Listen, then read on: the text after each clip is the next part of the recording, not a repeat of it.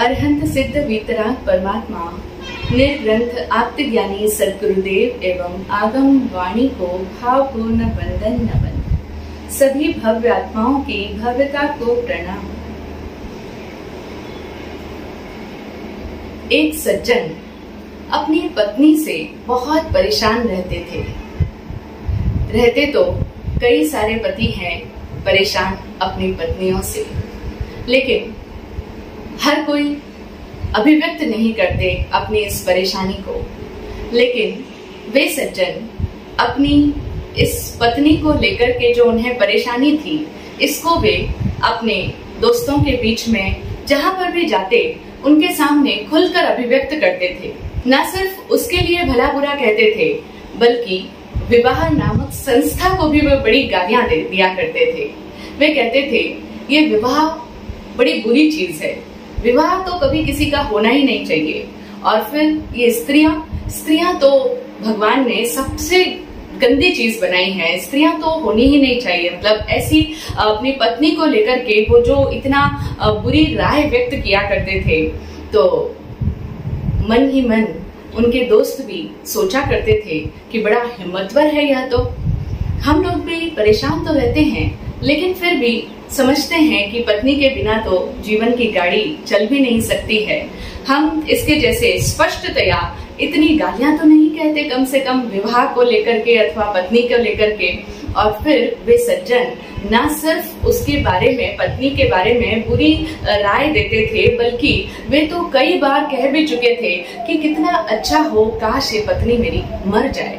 मतलब इतना बेबाक तरीके से पत्नी के मरने की कामना किया करते थे, और वो भी दोस्तों के सामने खुले रूप में स्पष्टतया वे कहते थे कि कितना अच्छा हो ये पत्नी मर जाए। अब उन पति के सौभाग्य की बात कहें कि संयोग की बात कहें, हुआ इस तरह से कि उनकी पत्नी की मृत्यु हो गई। लोग कहते हैं कि गॉड कोई ना कोई हमारी एक विश जरूर पूरी करता है। अब कहने की बात है, संयोग ही था कि उनकी पत्नी कोई बीमारी से बीमार होकर के मृत्यु को प्राप्त हो गई।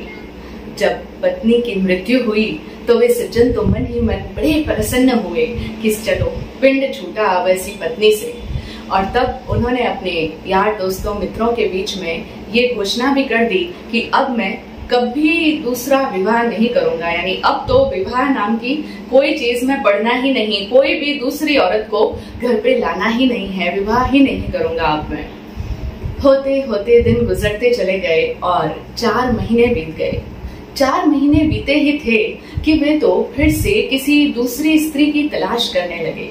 जब उनके मित्रों को यह बात मालूम पड़ी तो उन्होंने कहा, भूल गए तुमने अभी 4 महीने पहले क्या कहा था, अपनी ही बात से मुकर रहे हो। तुमने कहा था कि दोबारा फिर कभी विवाह नहीं करेंगे, तो अब फिर से क्यों स्त्री की तलाश कर रहे हो। तो उन्होंने कहा, छोड़ो भी, जाने भी दो यार, एक पत्नी वैसी मिली तो क्या हुआ, सभी स्त्रियां थोड़ी ही वैसी होती है, और एक से गड़बड़ हो गई तो क्या सभी से गड़बड़ हो जाएगी। ठीक है ना, हो जाती है, जीवन में भूल चूक हो जाती है। एक बार भूल चूक हो गई, लेकिन अब की बार कदम जरा संभाल कर रखेंगे। होती है, बुरी स्त्रियां भी होती है, लेकिन अच्छी स्त्रियां भी तो होती है इस दुनिया में। इसीलिए अब की बार बड़ी सोच समझ कर, जांच परख कर ही पत्नी को लेकर के आएंगे, पत्नी बनाएंगे, विवाह करेंगे। और इसी तरीके से हम सब का मन हमें समझाए चले जाता है। यह मन की आशा ही तो है जो हमारे अपने ही अनुभव पर भारी पड़ती चली जाती है। भविष्य की आशा हमारे पास्ट एक्सपीरियंसेस पर हावी हो जाती है और अतीत के अनुभवों को हरा देती है भविष्य की आशा। इतनी स्ट्रॉन्ग है, इतनी ताकतवर होती है हमारे मन की ये आशा। न सिर्फ उन सज्जन की हार हुई, उनके अनुभव की हार हुई आशा पर, मतलब आशा की अनुभव पर जीत हुई। न सिर्फ उन सज्जन के साथ ऐसा हुआ, बल्कि हम सबके जीवन में ऐसा ही तो होता चला आ रहा है। हम सब लोग भविष्य की आशा के कारण से हमेशा ही अपने अनुभवों को पीछे हटाते चले जाते हैं। अनुभव हमारा हमेशा ही सुप्त हो जाता है, दब जाता है, उसको हम जानते हुए भी, देखते हुए भी उसको हरा देते हैं और आशा को जिता देते हैं। और ऐसा ही कुछ हो रहा था जम्बू कुमार की पत्नियों के साथ में भी। हम सुन रहे हैं जम्बू कुमार के बारे में कि किस तरह से जम्बू कुमार का मन पूरी तरह से वैराग्य से आप्लावित था और विवाह की रात्रि को वे अपनी 8 पत्नियों को विवाह छोड़ करके वैराग्य के बारे में समझा रहे थे। यानी विवाह की प्रथम रात्रि है और ऐसे समय में वे अपनी उन नव विवाहित पत्नियों के साथ में वैराग्य रस की चर्चा कर रहे हैं। वे उन्हें संसार के स्वरूप का दर्शन करवा रहे हैं। और हमने सुना कि जम्बू कुमार की 4 पत्नियां उनको समझाने के लिए आई, लेकिन निरुत्तर हो गई। वे तो जम्बू कुमार को दीक्षा न लेने के लिए नहीं समझा सकी, बल्कि जम्बू कुमार ने ही उन्हें दीक्षा लेने के लिए समझा दिया। और जब वे निरुत्तर हो गई, मौन हो गई, तो एक किनारे होकर के बैठ गई। जब जम्बू कुमार की चौथी पत्नी कंचन सेना भी जम्बू कुमार से पराजित हो गई, तो बाकी जो अब शेष 4 स्त्रियां बची थी, उनका भी धैर्य नष्ट होने लग गया था।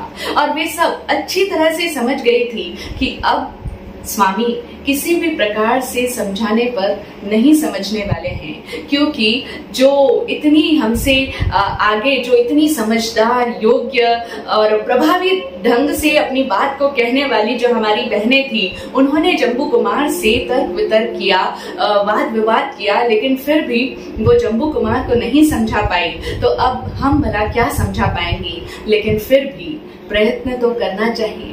आशा पर, अनुभव पर आशा की विजय होती चली गई और कंचन सेना के हार कर बैठ जाने के बाद में भी 5वीं पत्नी जम्बू कुमार की, जिसका नाम था नभसेना, वह उठकर के आगे आई और फिर वह भी जम्बू कुमार को समझाने का प्रयत्न करने लगी। न सिर्फ नभसेना, बल्कि उसके बाद में 6ठी पत्नी सुवर्णश्री, 7वीं रूपश्री और 8वीं जेतश्री, सभी ने अपने अपने ढंग से, अपने अपने अंदाज में जम्बू कुमार को समझाने का प्रयास किया। जो 5वीं पत्नी नभसेना आई थी, वह बहुत ही समझदार थी, बहुत ही बुद्धिशालिनी थी, तो इसीलिए वो जम्बू कुमार को दीक्षा न लेने के लिए तर्क देती हैं। और जब वो तर्कों के द्वारा जम्बू कुमार को समझाने का प्रयत्न करती है और वो यह भी कहती है कि आप तो दीक्षा लेने के बारे में तर्क देते हैं, लेकिन तर्क तो क्या है, एक दुधारी तलवार के जैसे है। हमें जिस भी बात को सिद्ध करना हो उसी के पक्ष में हम तर्क दे सकते हैं, इसीलिए आप तर्क वितर्क में मत उलझो। लेकिन यह बात वह स्वयं भी तर्कों के द्वारा ही जम्बू कुमार को समझा रही थी। और जब वह इस दार्शनिक अंदाज में जम्बू कुमार को समझा रही थी, तो उसके पश्चात, उसके सब कुछ कह चुकने के पश्चात, जम्बू कुमार ने भी उसे उसी की शैली में, उसी के अंदाज में ऐसे तर्क उपस्थित किए कि जिसकी काट नभसेना के पास में नहीं थी। सो वह भी मौन होकर के बैठ गई। उसके पश्चात सुवर्णश्री आई और सुवर्णश्री जरा कवि का सा हृदय रखती थी। सो वह काव्यमय ढंग से जम्बू कुमार को अपनी बात रखती है। वह कहती है कि प्रियतम, अभी तो हमारे जीवन का प्रभात का समय चल रहा है, अभी तो मध्याह्न और अपराह्न आना बाकी है। ये जो जीवन का प्रभात का समय है, ये बड़ा ही स्वर्णिम समय होता है और आप इस स्वर्णिम प्रभात काल को क्यों यूं ही वृथा गंवा रहे हैं। जम्बू कुमार ने जब उसका यह काव्यमय अंदाज देखा और भी उसने बहुत सारी बातें बताई जो कि पूरी काव्यमय ढंग से थी, तब जम्बू कुमार उसे उसी की भाषा में समझाते हुए कहते हैं, श्वासों का क्या ठिकाना, श्वासों का क्या ठिकाना, रुक जाए चलते चलते, रुक जाए चलते चलते। यानी वे भी उसी काव्यमय ढंग से सुवर्णश्री को समझाते हैं कि देखो सुवर्णश्री, क्या यह गारंटी है कि एक इंसान जो कि अभी बचपन की अवस्था में है, अथवा किशोर वय में है, अथवा युवा काल में है, वह अपनी पूरे आयुष्य को जिएगा, यानी उसके जीवन की प्रौढ़ावस्था भी वह देखेगा और फिर वृद्धावस्था का समय भी वह जिएगा और उसके पश्चात ही उसकी मृत्यु आएगी। इस बात की तो कोई गारंटी नहीं है। कितने ही लोग हैं जो असमय में ही काल के मुख में समा जाते हैं, यानी वो अभी तो जीवन का प्रारंभ ही कर रहे होते हैं कि मृत्यु उनको छीन करके ले जाती है। मृत्यु कब किस समय आ जाए, श्वासों का कोई भरोसा नहीं है, कब यह डोर चलते चलते रुक जाएगी। इसीलिए हम यह बात स्पष्टतया नहीं कह सकते हैं कि हमारे जीवन का मध्याह्न और अपराह्न आएगा ही आएगा। और जब इतनी अनिश्चितता है जीवन के प्रति, हमारी श्वासों के प्रति इतनी अनप्रेडिक्टेबिलिटी है, यह जीवन जो असंस्कृत है, ऐसे में हम एक क्षण भी समय को व्यर्थ नहीं गंवा सकते हैं। इस तरह उन्होंने सुवर्णश्री को भी समझा दिया और जब वह भी निरुत्तर हो गई तो एक और होकर के बैठ रही। तब सातवीं पत्नी रूपश्री जम्बू कुमार के पास में आई और वह अपने रूप के बल पर, अपने हाव भावों को दिखा करके जम्बू कुमार को अपनी ओर आकर्षित करने का प्रयत्न करने लगी। वह रूपश्री थी, रूपवान थी और सभी पत्नियों में संभवतया सबसे अधिक रूपवान थी। इसीलिए वह अपने हाव भावों से जम्बू कुमार को, अपने पति को अपनी ओर आकर्षित करने का प्रयत्न करती रही। लेकिन जम्बू कुमार तो इन सब से सर्वथा विरक्त थे, निरासक्त थे और वे किसी भी प्रकार से उसके आकर्षण में आए ही नहीं। तब वह भी परास्त हुई और उसके पश्चात जैतश्री आई। जैतश्री ने भी बड़ा लंबा वार्तालाप किया जम्बू कुमार के सामने। उसने अपने उच्च कुलीन होने की, अपने जाति संपन्न, रूप संपन्न, कुल संपन्न, समझदार होने की बात कही और उन्हें तरह तरह से समझाने की चेष्टा की। उसका भी अपना ही एक अलग अंदाज था, अपनी कुलीन होने की धाक जमाने की भी प्रयास किया, लेकिन जम्बू कुमार ने उसे भी निरुत्तर कर दिया। और तब जब आठों ही पत्नियों ने अपनी तरफ से जितना भी प्रयास कर सकती थी, जितना अपना बल आजमा सकती थी, वो सब प्रयत्न करके देख लिया, लेकिन जम्बू कुमार को उनके पथ से विचलित करने में असमर्थ रही थी। यद्यपि जम्बू कुमार की बातों से अब उनके मन में भी इतना प्रगाढ़ मोह का भाव तो नहीं शेष रहा था, लेकिन फिर भी मोह भाव का पूरी तरह से उपशम भी नहीं हुआ था। यानी उनके भीतर का मोह का भाव, जो राग का भाव था, जो ये संसारिक आसक्ति है, वह आसक्ति अभी भी जोर मार रही थी। उतनी प्रबलता से नहीं, किंतु फिर भी क्षीणता से ही सही। इसीलिए अब वे सोचती है, आपस में आठों ही बहनें मिलकर के परस्पर विचार विमर्श करने लगती है और तब एक कहती है कि बहनों, हमने जो आशा बांध रखी थी कि हम उन्हें समझाएंगी, हम अपने हर तरीके से उनको अपनी ओर आकर्षित कर लेंगी, लेकिन हमारी सारी ही आशाएं मिट्टी में मिल गई है। जो हमारे प्राणनाथ का जो दृढ़ निश्चय है, वो चट्टान की तरह इतना अधिक मजबूत है कि हमारी आशाएं उस चट्टान से टकरा करके छिन्न भिन्न हो गई है और हम अब घोर निराशा के अंधकार में डोल रही हैं। हमने क्या कुछ नहीं किया अपने स्वामी को समझाने के लिए। हमने उनके आगे हाथ जोड़े, उनके चरणों में गिर गई, हमने अपने आंखों से आंसुओं की धारा भी बहाई। यानी एक इंसान के सामर्थ्य में जितना कुछ भी हो सकता है, एक मानवीय शक्ति की बदौलत जो कुछ भी किया जा सकता है, वह सब कुछ हमने किया। कुछ भी करने में हमने कोई कोर कसर नहीं छोड़ी। लेकिन फिर भी स्वामी तो, प्राणनाथ तो सुमेरु पर्वत की भांति अविचल है। उनका निश्चय इतना अधिक अडिग है पर्वत की भांति कि जो किसी के भी कहने पर, किसी भी तरह के प्रयास करने पर, हाथ जोड़ने पर, रिक्वेस्ट करने पर भी किसी भी तरह से विचलित ही नहीं होता है।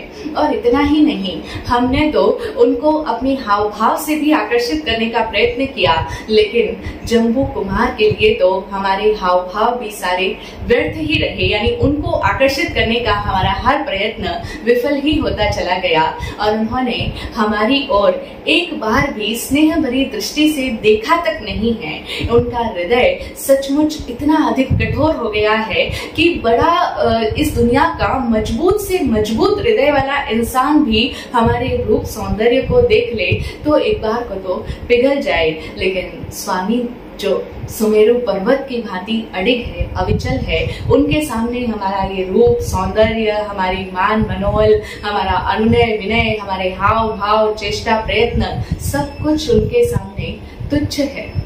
यह बात सुनकर के दूसरी बोली कि बहन तुम बिल्कुल ठीक कहती हो, सचमुच हमारे पतिदेव का हृदय तो पाषाण से भी अधिक कठोर है, यानी उनका दिल पत्थर के जैसा कठोर हो गया है। और मेरी समझ में तो अब हमारे सारे प्रयत्न पूरे हो चुके हैं, अब हमारे लिए कोई भी प्रयत्न करने को शेष नहीं बचा है।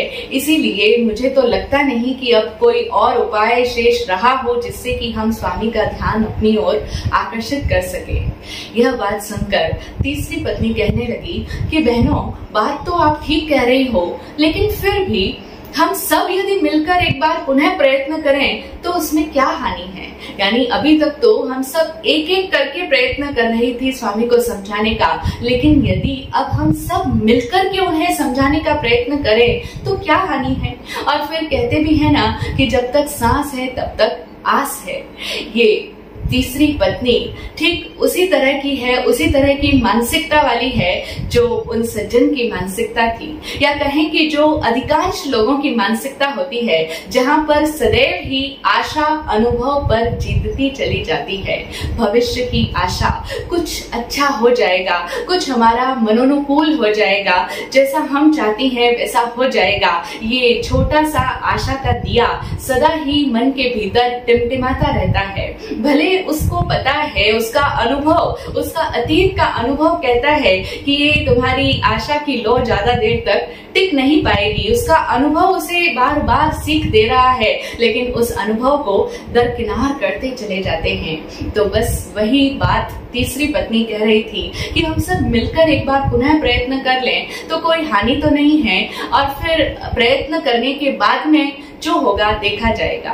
इस पर चौथी बहन बोली कि जो होगा वो क्या देखा जाएगा, यदि हमारे सबके मिलकर प्रयत्न कर लेने के बाद में भी अगर वे अपने पद से डिगे नहीं, अगर उन्होंने अपने दृढ़ निश्चय को नहीं त्यागा, तब फिर हमें क्या करना होगा, ये हमें अभी से निश्चय कर लेना चाहिए। और मेरी समझ में तो अगर स्वामी अपने निश्चय से नहीं दिखते हैं तब फिर हमारे लिए एक ही मार्ग शेष रह जाता है, और वह मार्ग यही है कि हमें भी सच्ची आर्य ललनाओं की भांति अपने पति का अनुसरण करना चाहिए। क्योंकि जब हमारे पतिदेव दीक्षा लेंगे और दीक्षा लेकर के तपस्या करेंगे, सर्दी गर्मी भूख प्यास का कष्ट सहन करेंगे, पैदल ही नंगे पैरों भ्रमण करेंगे, तो ऐसे में क्या हम यहाँ इस सुख सुविधा पूर्ण हवेली में बैठ करके चैन की बंसी बजा सकेंगे? यानी क्या हम सुख से यहाँ पर रह सकेंगे? कदापि नहीं। ये तो संभव ही नहीं है कि वे कष्ट सहन करें और हम यहाँ पर हवेली में बैठ करके आराम करें। ऐसा हो ही नहीं सकता।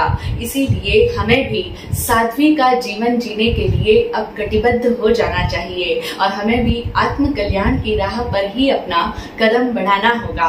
और जब हमारा जीवन धन, जो हमारे सर्वस्व हैं, जो हमारे प्राणाधार हैं, जो हमारा हृदय है, जब वे ही यहाँ नहीं रहेंगे तब फिर हम भला यहाँ रह करके क्या करेंगे? चौथी पत्नी की यह बात सभी को समझ में आई और सभी ने एक मत से इस बात को स्वीकार किया। उसकी बात में समझदारी भी थी और सत्यता भी थी। तो यह सब विचार विनिमय किया सबने मिलकर के, और इसके पश्चात अब सभी 8 ही वे स्त्रियां मिलकर के जम्बू कुमार के सामने आई और अब मिलकर के एक बार फिर से जम्बू कुमार को समझाने का प्रयत्न करती हैं। और वे कहती हैं कि स्वामी, हम सब ने आपके सामने कितनी प्रार्थनाएं की है, कितना अनुनय विनय किया है, लेकिन आपने हमारे ऊपर जरा सी भी दया दिखाने की दया नहीं की है। क्या आप हम स्त्रियों के हृदय की कोमलता को नहीं समझते हैं? अरे हाँ, आप तो पुरुष हैं और पुरुष का हृदय तो वज्र के समान कठोर होता है। शायद इसीलिए आप हम स्त्रियों के हृदय की कल्पना भी नहीं कर सकते हैं। कदाचित यदि आप स्त्री होते तो आप समझ पाते कि इस समय में हमारी क्या दुर्दशा हो रही है, हमारे हृदयों में कितनी घोर वेदना इस समय हो रही है और हम सब संताप की अग्नि में झुलस रही हैं। प्राणनाथ, आप हमारे प्राण हैं, आप हमारे जीवन हैं और जिस तरह शरीर में से प्राणों के निकल जाने पर वह निष्प्राण हो जाता है और अब उसकी संज्ञा मृत शरीर की हो जाती है, यानी अब वह मुर्दा या मृत कलेवर कहलाता है, ठीक वही स्थिति आपके जाने के पश्चात हमारी हो जाएगी। क्योंकि जब शरीर में से प्राण निकल जाए तो उसके पश्चात उस शरीर की कोई उपयोगिता नहीं रह जाती। ठीक उसी प्रकार से आपके बिना हमारे जीवन का भी कोई अर्थ, कोई महत्व, कोई मूल्य नहीं रह जाएगा। आपको यह स्थिति की कल्पना करके भी हम पर क्या जरा सी भी दया नहीं आती? क्या संसार भर की सारी कठोरता को बटोर कर आपने हमारे लिए ही अपने हृदय में संचय करके रखा है? आप बस एक बार हमारी तरफ देख करके जरा सा मुस्कुरा दीजिए। यदि आप हमारी ओर देख करके मुस्कुरा देते हैं तो सच समझिए हम आपकी मुस्कुराहट को देख करके निहाल हो जाएंगे और हम आपकी मुस्कुराहट को देख करके ही अपने आप को धन्य समझेंगे, हम भाग्यशालिनी समझेंगे अपने आप को। और फिर जरा सा रुक करके वे पुनः कहने लगी, कहीं आपके मन में हार जीत का प्रश्न तो नहीं उठ रहा है? आप कहीं ऐसा तो नहीं सोच रहे कि यदि मैं इनकी बात को मान लूंगा तो मैं हार जाऊंगा और ये जीत जाएंगी? यदि आपके मन में ऐसी कोई बात है तो आप उसको अभी ही अपने दिल से निकाल दीजिए, क्योंकि जब हम आपके पैरों पर गिर रहे हैं तो फिर भला हार जीत का तो प्रश्न ही कहाँ उपस्थित होता है। और हम तो यदि आपसे जीत भी गई तो उस जीत का हमारे लिए क्या मूल्य रह जाएगा? आपकी जीत में ही हमारी जीत है और आपकी हार में ही हमारी हार है। तो इसीलिए अगर आपको ऐसा लगता है कि आप हमारी बात को मान लेंगे तो आप हार जाएंगे, ऐसी कोई बात नहीं है स्वामी। आप अभी इस बात को अपने दिल से निकाल दीजिए। जम्बू कुमार, जो अब तक अपनी पत्नियों की सभी बातों को बड़े ही शांत भाव से सुन रहे थे, उसी शांत, गंभीर और स्थिर भावों के साथ में अब तक भी वो बातों को सुनते रहे और उसी मुख मुद्रा में पुनः अब उनसे कहते हैं कि भद्र महिलाओं, बड़े खेद की बात है कि तुमने मेरी बात को ध्यान से नहीं सुना। तुमने मेरे द्वारा कही गई हर बात को जरा सा भी ध्यान पूर्वक नहीं सुना है और यदि सुना भी है तो उस पर गंभीर विचार नहीं किया है। यदि तुमने मेरे कथन पर गंभीरता से विचार किया होता तो तुम इस तरह की प्रार्थना कदापि नहीं करती। मैं तुमसे पहले भी कह चुका हूँ कि मेरे हृदय में किसी भी तरह की सांसारिक आसक्ति के लिए कोई स्थान ही नहीं है। मैं इस संसार की सत्यता को अच्छी तरह से समझ चुका हूँ। ये जो इस संसार के अंदर राग और द्वेष की जो माया है, ये जो मृग मरीचिका है, ये जो सदा ही हमें आगे की ओर दिखाई चली जाती है, दौड़ाई चली जाती है, इस मृग तृष्णा को, इस मोह तृष्णा को मैं अच्छी तरह से समझ चुका हूँ और मैंने तुम्हें भी समझाने का प्रयास किया है। और अब फिर से कहता हूँ, तुम निश्चय समझो कि ये जो कामनाएं हैं, ये जो इच्छाएं हैं, इनका अनुसरण करते रहने से ये कभी भी तृप्त नहीं होती है। हम अपनी परछाई के पीछे जितना अधिक भागते चले जाएंगे, हम जितना भी तेजी से उसे पकड़ने का प्रयास करेंगे, चाहे जितनी दूर तक हम उनके पीछे भागें अथवा चाहे जितनी देर तक हम अपनी परछाई के पीछे भागते चले जाएं, लेकिन वह कभी भी हमारी पकड़ में नहीं आ सकती है। अंत में हमें ही हारना होगा, हमें ही हार माननी पड़ेगी और हमें ही थक करके वापस लौटना होगा। जब हम वापस लौटने लगेंगे, जब हम उससे विमुख हो जाएंगे, जब हम उसकी ओर से पीठ फेर लेंगे, तब वह स्वयं ही हमारे पीछे पीछे लौटने लगेगी। ठीक यही स्थिति कामना की भी है। जिस तरह से एक व्यक्ति अपनी परछाई को पकड़ने के पीछे कितना भी अधिक दौड़ता चला जाए, जो जो वह उसे पकड़ने के लिए आगे आगे दौड़ता है, त्यों त्यों वह उसे और अधिक आगे से आगे भगाती चली जाती है, और जब वह व्यक्ति पुनः लौटने लगता है तब उसकी परछाई भी पुनः उसके पीछे पीछे लौटने लगती है। ठीक यही स्थिति कामनाओं की भी है, इच्छाओं की भी है। जितना अधिक एक व्यक्ति इन इच्छाओं को पूरी करने के लिए उनके पीछे पीछे भागता है, उतना ही वो और आगे बढ़ती चली जाती है, ठीक अपनी परछाई की भांति। और तुम इस बात को समझ लो कि तुम जितनी इन कामनाओं की पूर्ति के लिए इनके पीछे दौड़ रही हो, उतना ही वो तुम्हें और आगे से आगे बढ़ाती चली जाएगी, और कभी भी वो इच्छाएं पूर्ण नहीं होगी। लगेगा ऐसा ही कि बस ये एक इच्छा पूरी कर लो, उसके बाद मैं तृप्त हो जाऊंगा, लेकिन वहां तृप्ति कभी संभव ही नहीं है। वो इच्छाएं कभी पूरी नहीं हो सकती। वो जैसे परछाई कभी पकड़ में नहीं आती, ऐसे ही कामनाएं भी कभी पकड़ में नहीं आ सकती है। और अगर तृप्ति पाना ही चाहती हो तो उसका एक ही उपाय है, और वह उपाय है कि उनकी ओर से पीठ फेर लो।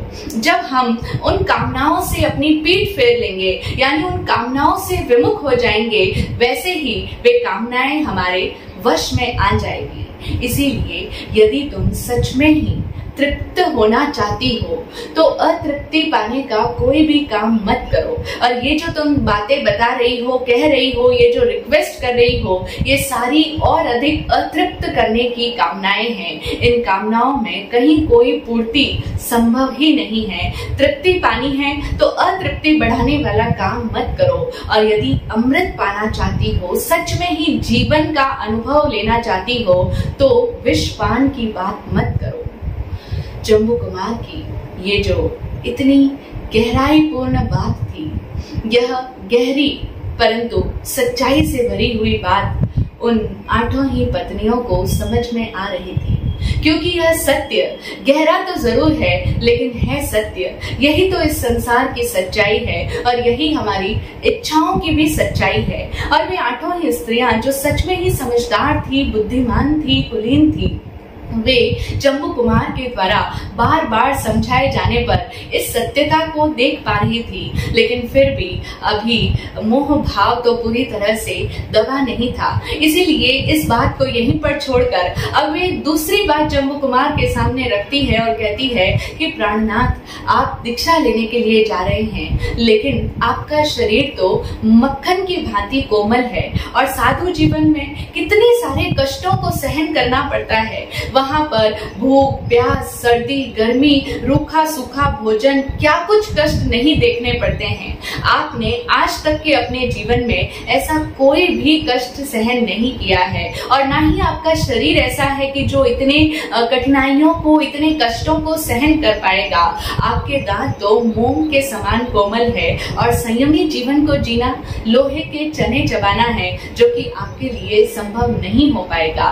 और फिर सिर्फ इन परिश्रमों और उपसर्गों को ही नहीं झेलना है आपको, ये शारीरिक उपसर्ग ही नहीं है, बल्कि इसके अलावा अन्य भी कई तरह के कष्टों का सामना साधु जीवन में करना पड़ता है।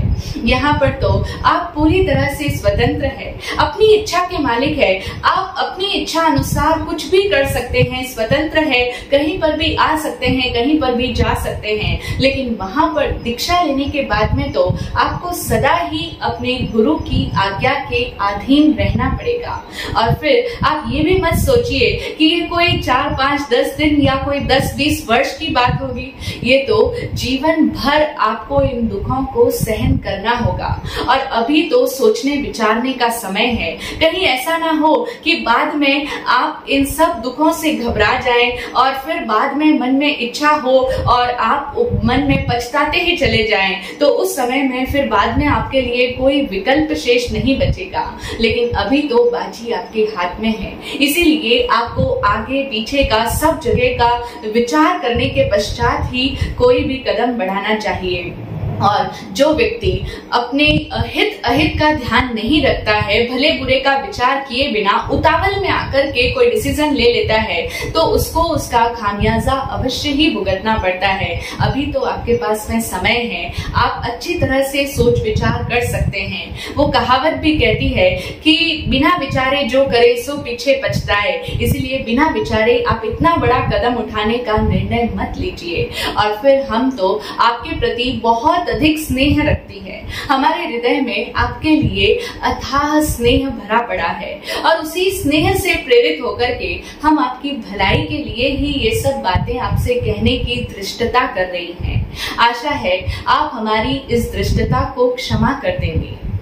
जम्बू कुमार ये बात सुनकर के उनसे कहते हैं कि आपका मेरे प्रति ये जो सद्भाव है, इसके लिए मैं आप सभी का तहे दिल से आभारी हूँ, लेकिन आप सभी अपने मन से इस भय को निकाल कर बाहर फेंक दीजिए, क्योंकि ये जो आप कष्टों की अथवा दुखों की बात कर रही हैं, ये जो सांसारिक जितने भी सुख और दुख हैं, ये सब तो हमारे मन पर अवलंबित है। यानी हमारी मानसिक दशा के आधार पर ही इन सुखों और दुखों का निर्माण होता है।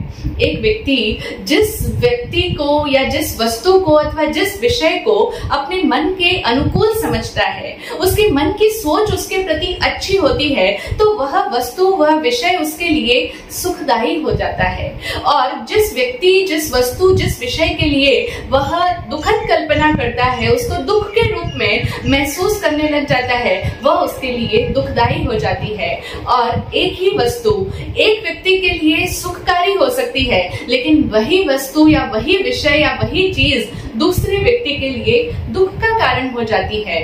अर्थात ये सुख और दुख हकीकत नहीं है, ये तो हर व्यक्ति के सापेक्ष है। और ना सिर्फ व्यक्ति सापेक्ष है, बल्कि प्रत्येक व्यक्ति के मन के सापेक्ष है। हर एक व्यक्ति की मानसिक दशा के अनुरूप ही सुख और दुख का निर्माण होता है। ये सुख और दुख कोई भी वास्तविक अस्तित्व नहीं रखते हैं, यानी ये प्रैक्टिकली कहीं एग्जिस्ट ही नहीं करते हैं सिवाय हमारे मन की सोच के। और ये कितने सापेक्ष हैं कि एक ही समय में एक व्यक्ति को जिस वस्तु की प्राप्ति से सुख मिल रहा है, वही वस्तु उसे कुछ वर्षों के या कुछ समय के बाद में मिले तो वही वस्तु उसके लिए दुख का कारण बन जाती है। उसी वस्तु से उसे दुख मिलना शुरू हो जाता है।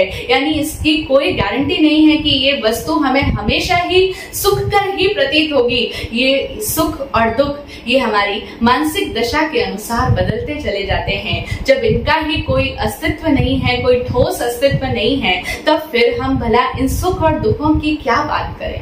सच ही तो कह रहे हैं ये जम्बू कुमार।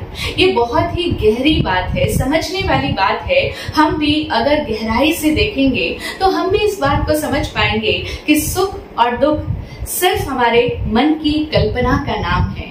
मानसिक सोच के अतिरिक्त इनका कहीं वास्तव में कोई अस्तित्व ही नहीं है। इसी बात को समझाते हुए आत्मज्ञानी पूज्य श्री विराट गुरुदेव अपनी गीतिका की पंक्ति में लिखते हैं, झूठा सुख दुख डरना क्या, यह झूठा सुख दुख डरना क्या, सुख दुख केवल चित्त का कर्तव्य, सुख दुख केवल चित्त का कर्तव्य है ही नहीं वह वरना क्या, यह झूठा सुख दुख डरना क्या, यह झूठा सुख दुख डरना क्या।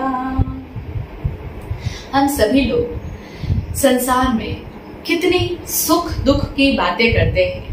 हम लोग अपने दुखों को सुनाते हैं, अपने सुखों को कहते हैं। सुख दुख इन दो शब्दों में ही लोग अपने पूरे जीवन को जीते चले जाते हैं। लेकिन क्या हमने कभी सोचा है कि ये सुख और दुख, जो लोग कहते हैं कि जीवन एक नदिया की धारा है और सुख दुख इसके दो किनारे हैं, सारी बातें हैं, लेकिन ये सुख और दुख ही अपने आप में झूठे हैं। सच्चाई तो यही है, वास्तविकता यही है कि ये सुख दुख ही झूठे हैं। और जब सुख दुख का ही अस्तित्व नहीं है सिवाय हमारे चित्त के अतिरिक्त, यानी हमारे चित्त का कर्तव्य है। गुरुजी कहते हैं कि ये झूठे सुख दुख हैं, इनसे डरना क्या। जम्बू कुमार यही तो बात अपनी पत्नियों को कह रहे हैं कि जब सुख दुख का ही अस्तित्व नहीं है तो फिर इनसे डरना कैसा, इनसे घबराना कैसा। ये तो सिर्फ व्यक्ति के चित्त का खेल है। व्यक्ति अपने चित्त में जिस चीज को भी सुखद महसूस कर ले वही उसके लिए सुखकारी हो जाती है, और जिसको वो दुख के रूप में अनुभव कर ले, दुखद कल्पना कर ले उसके प्रति, वही उसके लिए दुख का कारण बन जाती है। तो ये सब तो हमारे चित्त का कर्तव्य है। कर्तव्य यानी खेल है, चित्त का तमाशा है। और इसीलिए ऐसे इस चित्त के इस कर्तव्य से भला डरना कैसा, और जो है ही नहीं उसे वरना कैसा, यानी उसको ग्रहण ही कैसा करना। इसीलिए मैं इन सुख और दुख इन दोनों से ही ऊपर उठ करके शाश्वत आनंद की बात कर रहा हूँ, और मैं उसी शाश्वत आनंद की खोज में हूँ जहाँ ना सुख का अस्तित्व है और ना ही दुख का अस्तित्व है। तुम कहती हो कि मुझे बहुत सारे कष्टों को झेलना होगा, साधु जीवन में बहुत तरह तरह के दुखों का अनुभव करना पड़ता है, तो जब दुख और सुख की वास्तविकता ही नहीं है तो मैं इनमें कहीं उलझने ही नहीं वाला हूँ, बल्कि इन सुख दुख की सत्यता को समझकर इनसे परे जाकर के जो शाश्वत आनंद है, जो ना सुख है ना दुख है, वह आनंद की अवस्था है, उसकी खोज में हूँ। और वह भी कहीं बाहर नहीं है, वह हमारी अपनी आत्मा का ही स्वभाव है। उस आत्मिक रमणता को ही मैं जानने की दिशा में आगे बढ़ने के लिए ये संयम को स्वीकार करना चाहता हूँ। और फिर तुम लोग कहती हो कि हम भी सच्ची आर्य ललनाएं हैं, यानी हम भी समझदार हैं, कुलीन हैं, और हम भी जिन धर्म की अनुयायी हैं, हम भी धर्म के मार्ग में बाधक नहीं बनना चाहती है। तब फिर तुम भी तो समझो कि इस जीवन में जब सुख दुख का कोई अस्तित्व ही नहीं है, तब फिर भला कष्टों से कैसा घबराना। और जो संसार की सच्चाई है कि ये कामनाएं हमें, जितना हम इनको पूरा करने का प्रयत्न करेंगे उतना ही ये हमें अपने पीछे दौड़ाती चली जाएगी, लेकिन इस मृग मरीचिका में कभी कोई प्यास बुझने का नाम नहीं लेती है। जब तुम इस सच्चाई को देख पा रही हो, समझ पा रही हो, तब फिर तुम अपने आत्म कल्याण के लिए क्यों नहीं अग्रसर होती हो। तुम्हें भी इसी दिशा में, यानी अपने आपके कल्याण करने के लिए ही अपने कदम आगे बढ़ाने चाहिए। और जम्बू कुमार की ये बातें इतनी अधिक प्रभावशाली थी, जम्बू कुमार का ये पूरा उद्बोधन इतना अधिक प्रभावपूर्ण ढंग से कहा जा रहा था कि उनके उस कथन का प्रभाव उन 8 ही स्त्रियों पर पड़े बिना नहीं रह सका। यानी फिर वही हुआ जो होना संभावित था। यही संभावना थी कि जम्बू कुमार ये जो सत्य बात बता रहे हैं, जो वे इस संसार की सच्चाई का दर्शन अपनी नव विवाहित पत्नियों को करवा रहे हैं, उसका असर भला उन पर कैसे नहीं होता। उन्होंने भी जम्बू कुमार के कथन में छिपी सच्चाई को समझा, और जम्बू कुमार के उन बातों से, उनके उन वचनों से उनकी आत्मा के ऊपर छाया हुआ जो मोह का आवरण था, वह आवरण भी किंचित दूर हटने लगा।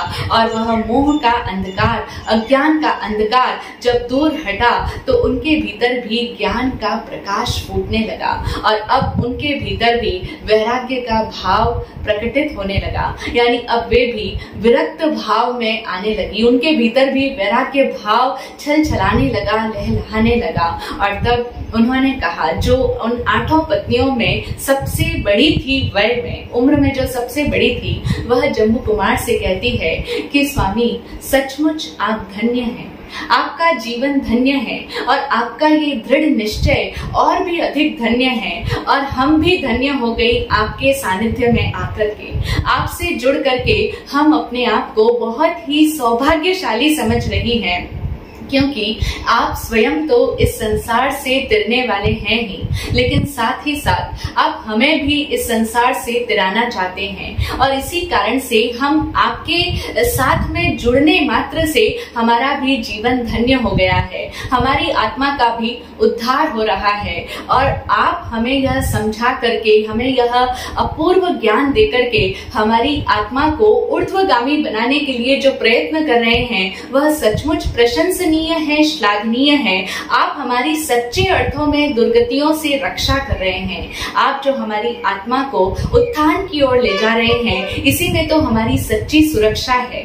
आज हमें ये समझ में आया कि जब पाणी ग्रहण के समय आपने हमारी रक्षा की बात की थी कि एक पति अपनी पत्नी की सदैव रक्षा करता है, उसका अर्थ हमें आज समझ में आया कि सही मायने में हमारी रक्षा तो आप ही कर रहे हैं, क्योंकि इस शरीर की रक्षा तो हर व्यक्ति करता है, और फिर पति क्या, पत्नी स्वयं ही, यानी एक व्यक्ति स्वयं ही अपने शरीर की रक्षा के लिए तो सतत प्रयत्नशील रहता ही है। रात दिन हम लोग अपने शरीर की सुरक्षा में ही तो जुटे रहते हैं। इसको भोजन देना, इसको पानी देना, इसको सजाना संवारना, शरीर की रक्षा के लिए तो हर कोई जतन करता है, लेकिन असली सुरक्षा तो आत्मा की रक्षा में है, और वह रक्षा, वह सुरक्षा केवल धर्म ही दे सकता है। आपने हमारी जो सुप्त पड़ी आत्मा थी, जो हमारे ऊपर मोह का और अज्ञान का पर्दा छाया हुआ था, वह आपके द्वारा उसका अनावरण हो गया है। अब हमें भी इस सत्य का, इस सत्य स्वरूप का साक्षात दर्शन हो रहा है, और इसीलिए हम भी आपके साथ ही गुरुदेव श्री सुधर्मा स्वामी के चरणों में जाकर के दीक्षा अंगीकार करेगी। जिस पथ पर आप बढ़ते हैं, उसी पथ का अनुसरण हम भी करेंगी, हम स्वयं भी दीक्षा ही लेंगी।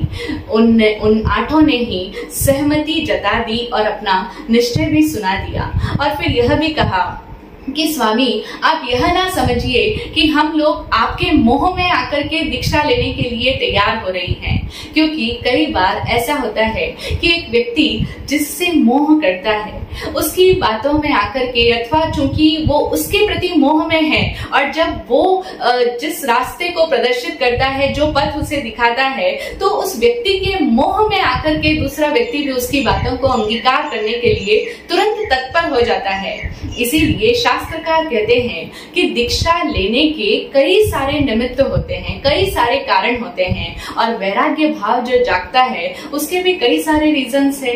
कई बार दुख गर्भित वैराग्य होता है, यानी एक व्यक्ति इस संसार के दुखों से, कष्टों से घबरा करके वैराग्य भाव उसके भीतर जाग जाता है, और वह दुखों से घबराने के कारण से दीक्षा लेने के लिए तैयार हो जाता है। तो दुख गर्भित वैराग्य भी होता है, फिर मोह गर्भित वैराग्य भी होता है। तो वो बड़ी पत्नी उनसे कहती है कि हम आपके मोह में आकर के दीक्षा लेने के लिए संकल्पित नहीं हुई हैं, बल्कि आपने जो सत्य का दर्शन हमें कराया है, उस सत्य को हम स्वयं अपने भीतर अनुभव कर पा रही हैं, समझ पा रही हैं, और इसीलिए हम भी अपने आप के आत्म कल्याण की राह पर आगे बढ़ना चाहती है। तो हमारा वैराग्य आपके प्रति मोह से गर्भित होकर के नहीं उठ रहा है। अब इन सब बातों में, इस परिचर्चा में पूरी रात्रि तो बीत ही चुकी थी, और अब सूर्योदय होने को था। जम्बू कुमार के घर में आज का यह सूर्योदय, यह प्रभात बहुत ही महत्वपूर्ण प्रभात था। आज का जो दिन उगने वाला था वह सबके लिए बहुत ही ज्यादा महत्वपूर्ण था, लेकिन सबके लिए अलग अलग तरीके से महत्व रखता था। उस प्रभात के, उस सूर्योदय के, आज के इस दिन के आरंभ के मायने सबके लिए अलग अलग थे। जम्बू कुमार जो एक जागृत आत्मा थी, उनके वैराग्य भाव का, उनके दीक्षा लेने के दृढ़ संकल्प का प्रभाव उनकी 8 पत्नियों पर पड़ा। न सिर्फ उनकी 8 पत्नियों पर, बल्कि उनसे पहले जो उसी रात्रि को उनके हवेली पर चौर्य कर्म करने के लिए, यानी चुराने के लिए जो प्रभव नामक चोर आया था, उस चोर पर भी सबसे पहले जम्बू कुमार की अनासक्ति का प्रभाव पड़ा था, और वह प्रभव भी वहीं पर उपस्थित था। उसने सबसे पहले जम्बू कुमार से चर्चा की थी, और तब वह भी जम्बू कुमार के द्वारा समझाया जा चुका था, वह भी प्रतिबोधित हो चुका था, और वह स्वयं भी दीक्षा लेने के लिए तैयार था। तो एक जम्बू कुमार के जागे हुए दिए ने कितने बुझे हुए दीपकों को जला दिया। इसीलिए तो कहते हैं कि एक दिया भी अगर जलता हो तो वह अन्य अनेकों बुझे हुए दियों को जलाने की सामर्थ्य रखता है। जम्बू कुमार की प्रेरणा पाकर के इतने सारे जीव प्रतिबोधित हो चुके थे, इसीलिए उनके लिए आज का प्रभात स्वर्णिम प्रभात था। लेकिन जम्बू कुमार के माता पिता जो उसी हवेली में रह रहे हैं, आज उनके लिए भी ये प्रभात बहुत विशेष था, क्योंकि वो सारी रात इसी उधेड़बुन में थे कि देखते हैं कि कल जम्बू कुमार अपने निर्णय पर अटल रहते हैं या नहीं रहते हैं। जम्बू कुमार की नव विवाहित पत्नियां उन्हें अपनी ओर, यानी संसार की ओर खींच पाती है, उन्हें आकृष्ट कर पाती है या नहीं कर पाती है। तो वे इस बात को जानने के लिए बेताब थे। तो वे भी आज नित्य की अपेक्षा को ज्यादा ही जल्दी उठ गए और सभी अपने कर्मों से निवृत्त होकर के जम्बू कुमार के कक्ष की ओर आए। और जब माता पिता ने आकर के जम्बू कुमार को देखा, उनकी नवविवाहित वधुओं को देखा, तो चूंकि उनके मन में यह अपेक्षा थी कि जम्बू कुमार अपनी पत्नियों के रंग में रंग गए होंगे, उनका चित्त भी संसार की ओर अब लग गया होगा, लेकिन ऐसा कुछ भी नहीं था। उनकी आशा के अनुरूप उन्हें वहां कुछ भी नहीं दिखाई दिया। उन्हें बड़ी निराशा हुई यह देखकर कि जम्बू कुमार की मुख मुद्रा पर तो अभी भी वही वैराग्य भाव खेल रहा था, यानी उनकी आंखों में, उनके चेहरे पर, उनके शरीर की मुद्रा में कहीं पर भी किसी भी प्रकार से अनुराग का लेश मात्र भी नहीं था। उन्होंने जब यह देखा तो वे समझ गए कि जम्बू कुमार अपनी पत्नियों के रंग में नहीं रंगे हैं, बल्कि जम्बू कुमार ने ही अपनी पत्नियों को वैराग्य रंग में रंग दिया है। लेकिन फिर भी पिता है, माता है, कैसे इतनी जल्दी हार मान जाए। अनुभव पर आशा की विजय होती आई है, तो इस बात को वे भला इस बात के कैसे अपवाद हो सकते हैं। सो पिता ऋषभ दत्त ने अपने पुत्र जम्बू कुमार से कहा कि पुत्र जल्दी से उठो और मेरे साथ में व्यापार करने के लिए चलो। गृहस्थी के जो भी अन्य दायित्व होते हैं, अपनी उन उत्तरदायित्वों का, जम्बू कुमार के जो भी रिस्पॉन्सिबिलिटीज बनती है, एक पुत्र होने के नाते, एक सदगृहस्थ होने के नाते, एक वणिक घर में उत्पन्न होने के नाते, जो कुछ भी उनका पोस्ट है, उनके उत्तरदायित्व है, उन दायित्वों का बोध दिलाते हुए पिता ऋषभ दत्त उन्हें समझाने का प्रयास करते हैं कि पुत्र चलो और उठो और मेरे साथ में हम मिलकर के आगे का कार्यक्रम, आगे की रूपरेखा तय करते हैं। लेकिन तब जम्बू कुमार अपने पिताजी से कहते हैं, पूजनीय माताजी और पिताजी, आपकी आज्ञा का पालन करते हुए मैंने विवाह किया, क्योंकि माताश्री की इच्छा थी कि मैं एक बार विवाह बंधन में बंध जाऊं। सो मैंने आपकी आज्ञा का पालन भी कर लिया, लेकिन उसके पश्चात जो इस संसार की सत्यता है उसको मैंने इन आठों को समझाया है, और वही बातें जम्बू कुमार ने अपने माताश्री और पिताश्री को भी समझाई।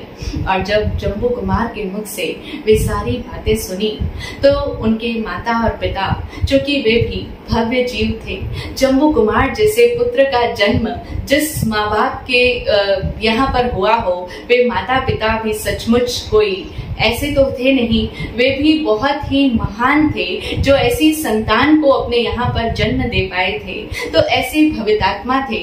उन्होंने भी जम्बू कुमार के कथन पर गंभीरता से विचार किया, चिंतन किया, और उसके पश्चात उन्होंने भी उसी की बात को सत्य जाना, और तब उनके भीतर भी वैराग्य की रश्मियां जागृत होने लगी। इस बात की सूचना उन्होंने अपने आठों ही समधियों तक भेजी।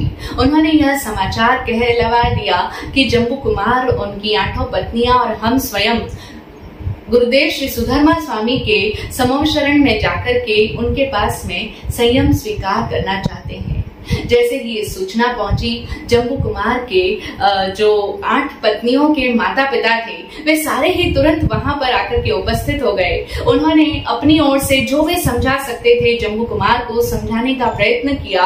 बहुत कुछ आगे पीछे दिखाया कि अभी कल तो विवाह हुआ है, आपने इन कन्याओं के रक्षण की जिम्मेदारी ली है, इन कन्याओं ने अपना घर बार छोड़ा सिर्फ आपके लिए, और आप इन्हें छोड़ करके जा रहे हैं। जितना भी वे जम्बू कुमार से कह सकते थे सब कुछ उन्होंने कहा, लेकिन जम्बू कुमार भला किसी के प्रभाव में कैसे आ सकते थे।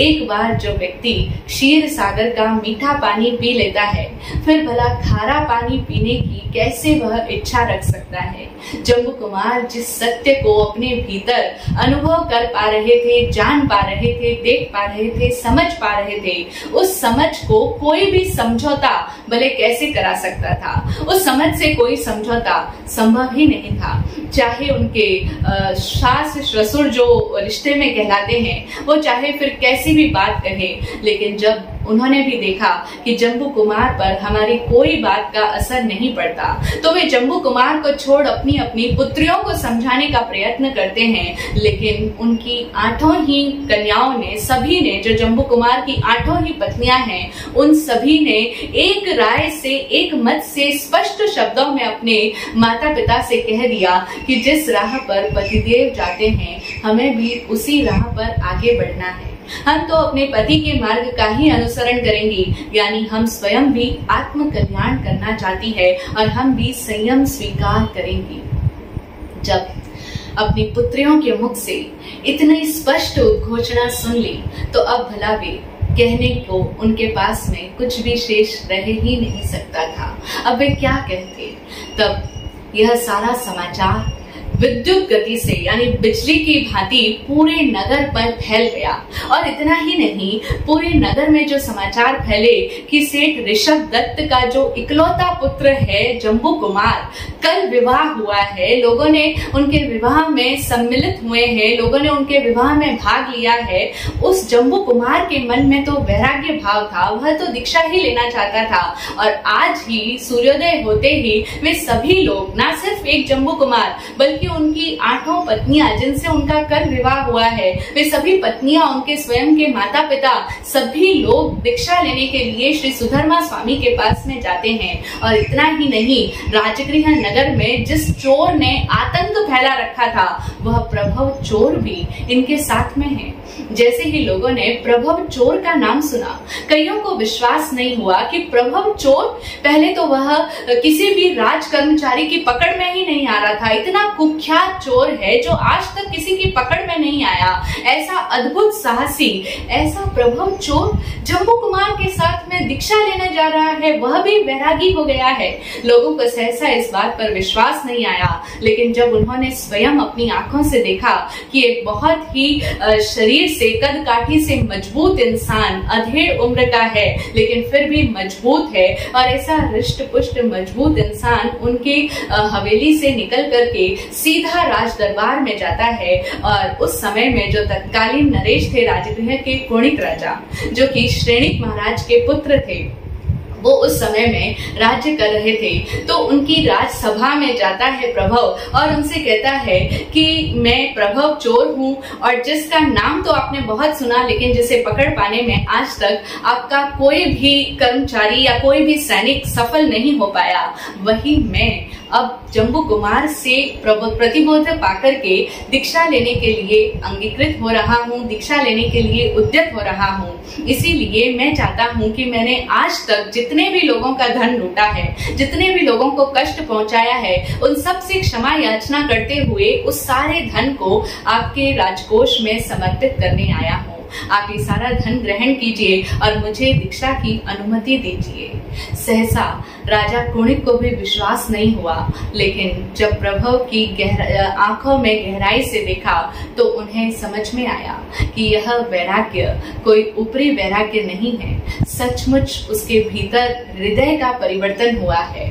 और तब तो नगर के अंदर भव्य जुलूस हुआ। इतने सारे लोग जो एक के निमित्त से, इतने सारे लोग जो जाग चुके थे, इतने लोग प्रतिबोधित हो चुके थे, वे सभी लोग मिलकर के, सारे नगर निवासी उनमें सम्मिलित हो गए और सभी लोग जाकर के आर्य सुधर्मा स्वामी के पास में उनकी देशना का श्रवण करते हैं। और इसके पश्चात जम्बू स्वामी के साथ में अनेकों भव्य आत्माओं ने दीक्षा ग्रहण की और अपने आत्म कल्याण के पथ पर आगे बढ़ गए।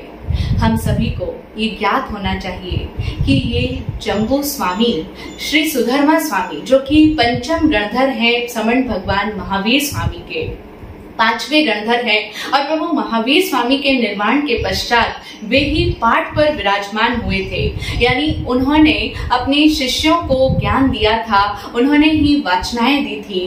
और आज हमारे पास में जितने भी आगम हैं, जितने भी हमारे शास्त्र हैं, उन सभी शास्त्रों की वाचना श्री सुधर्मा स्वामी के द्वारा दी गई वाचना ही कहलाती है।